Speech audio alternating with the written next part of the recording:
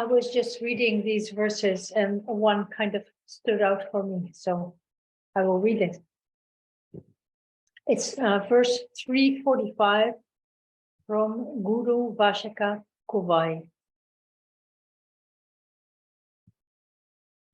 Those who have clearly seen the truth that God shines in the life of life, in every life behold, even in the meanest worm despised by others, the loved presence of the Supreme.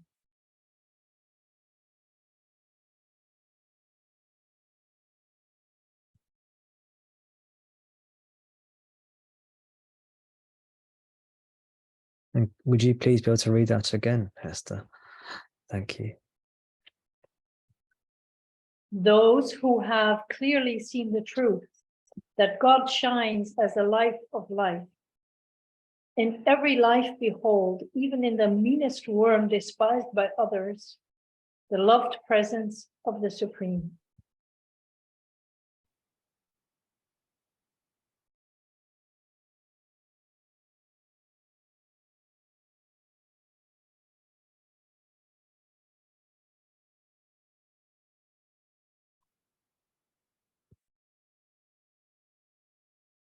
Thank you, Hester.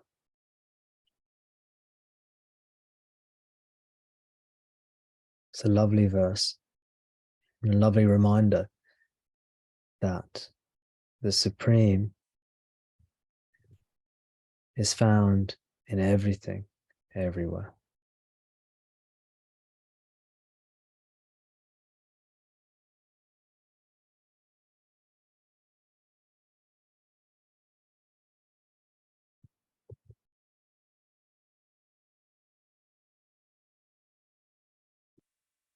Did you have any questions about that verse, Hester, at all?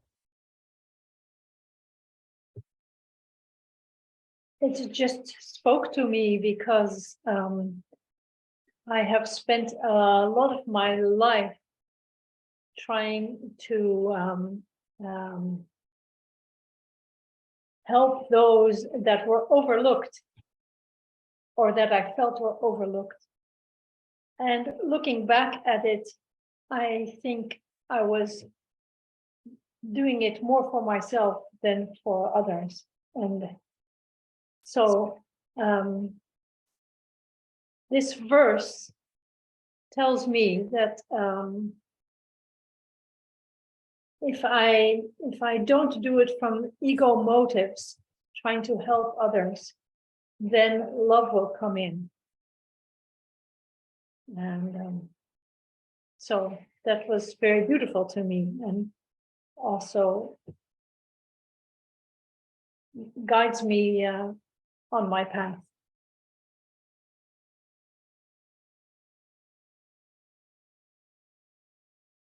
Can I ask you a question about that, Hester? Sure.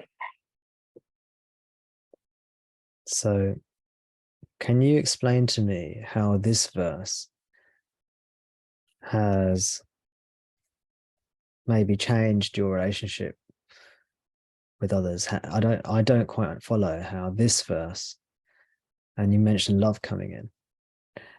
Would you be able to explain that to me more so I have a better understanding? Okay. Please. I will try.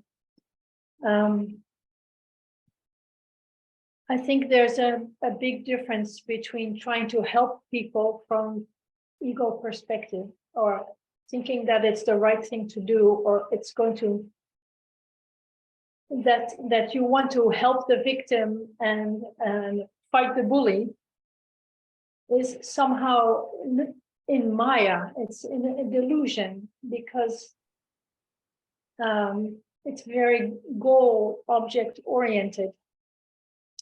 And it's not accepting things as they are and letting love flow to overlooked, meanest worms, everyone. That's in everything. I don't know if that makes it more clear. So is what you're saying, the fact this verse says, and I've got my copy of Guru Vachaka Kovai here now, and I'm looking at verse 3, 4, 5 as well. It says, that God shines, and I'm going to miss a few words, in every life, miss a few more words, even in the meanest worm despised by others. So your point is that God is in them already, helping them already. Is that your point? It's more related to me. It's not related so much to the others, but the way I try to help in my past life has been more to actually, I thought I was helping others, but I was actually helping myself. I don't know, it's from an ego motive that I think it's the right thing to do. And I have to fight the powers that be and to make sure the overlooked, their voice is heard. So I understand your point. I don't maybe I'm being pedantic here. I just want to explore it. Yeah, sure, fine. I don't understand how this verse is related to the point you're making. Because it is saying that those who have seen the truth, they see God everywhere. God's love in everything, even the meanest worm. And it's not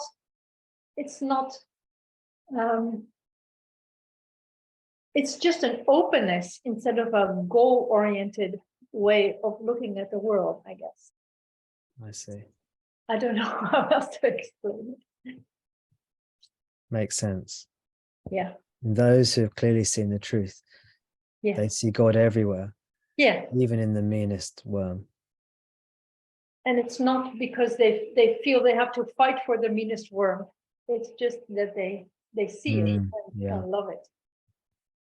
I see that. The openness. Yeah.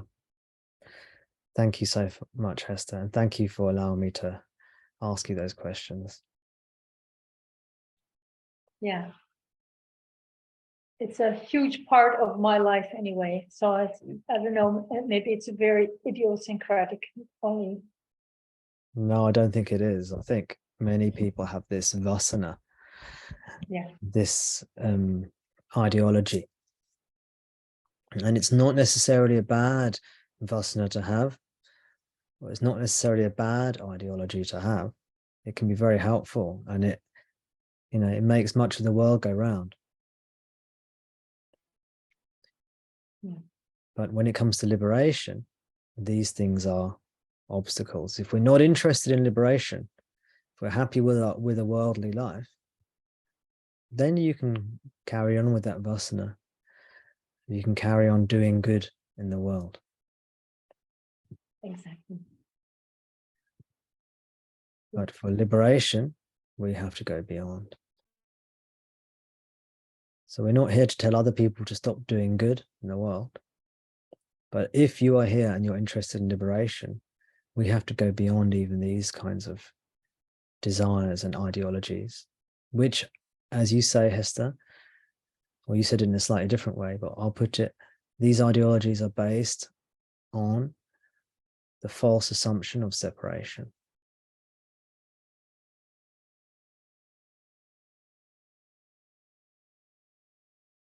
You said, Hester, that they are Maya, which is the same thing.